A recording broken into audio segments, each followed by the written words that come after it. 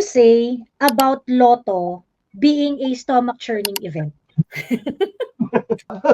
Dapat yan imbestigahan ng COA. Yun. Parang naman na tayo dyan, ano, yung parang, putya, ito na naman, yung paulit-ulit, 2 years na paulit-ulit na gano'n, na parang, seryoso ba to? Hindi po totoo, no, na hindi tayo dapat makialam kasi hindi naman tax daw yung ginagamit dyan sa Lotto and whatnot. Kasi po ang PCSO is created by law. Pati po yung mga Lotto-Lotto na yan, for specific purpose.